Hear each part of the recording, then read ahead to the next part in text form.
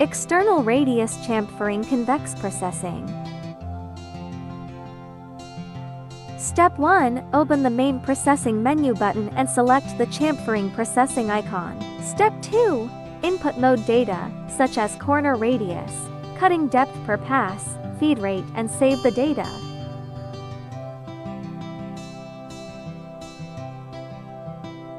Step 3. Confirm the tool setting point and pass the physical tool setting button. After that, pull the lever to start processing.